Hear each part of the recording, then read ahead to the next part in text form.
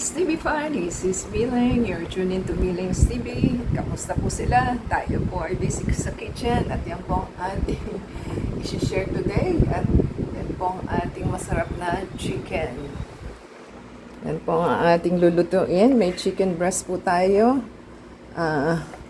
Isasama ko lang po yung chicken pero hindi natin kakainin kasi nandyan po yung cholesterol. So, tayo po ay walang tomato, naubusan na po tayo. Ito po is optional lang po at natira lang po ito. So, wala tayong tomato, yun lang pong ating wala. So, as usual, meron po tayong bay leaf, meron po tayong chili flakes, star anise, pepper, and Himalayan salt ang ating uubusin muna. So, yan po ang ating gagawin. So, let's bolt in.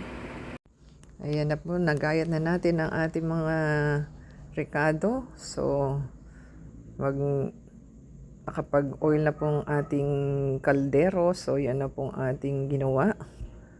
At mag-start na po tayo mag-stir fry dahil mainit na po siya.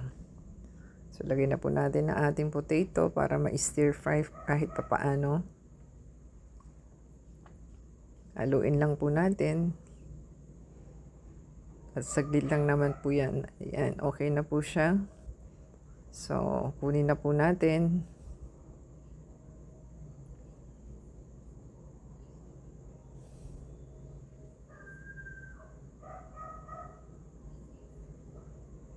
So, ating igisa na po yung ating garlic and onion.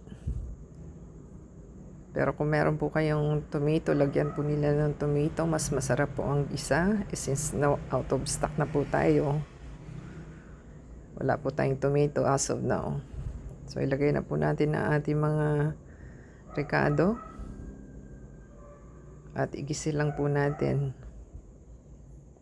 Okay na po siya. At ating start na po yung ating chicken.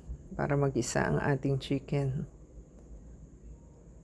Pakisilip na lang po ang ating description box para sa ating ingredients. So, makikita po nila doon kung ano yung ating mga ginamit. So, maglalagay na po tayo ng soy sauce.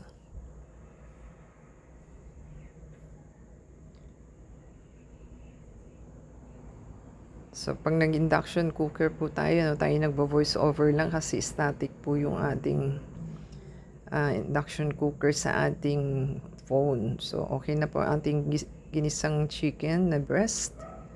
Lagay na po natin ang ating mga ingredients. Ng ating laurel, black pepper, Himalayan salt po. At lalagyan po natin ng 3/4 cups of water.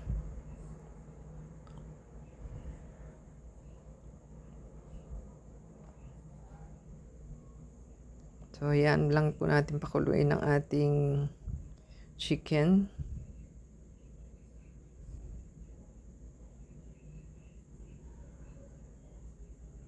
At ating pong tatakpan. 1 3/4 po yung ating nilagay na tubig. Dahil yung kung 3/4 so kaunti lang. So, dinagdagan po natin ng another hot water. Hot water pong ilalagay nila para dire-diretso pong init na ating niluluto.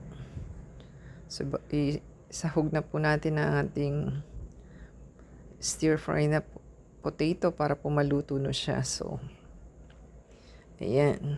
Silipin po natin ang ating niluluto at haluin.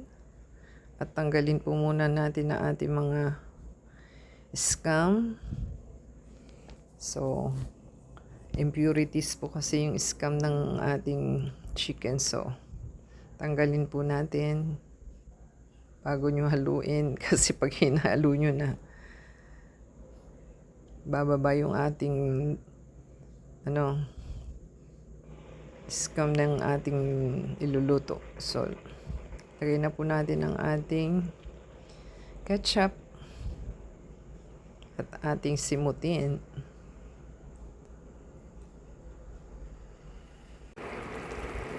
So, yan. Nag-subside na po yung sauce ng ating niluto. At ito po yung Waiting lang po tayo sa timer na 5 minutes na yan.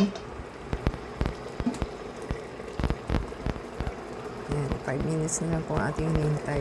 So, pwede na po ito. Ready to turn off na po.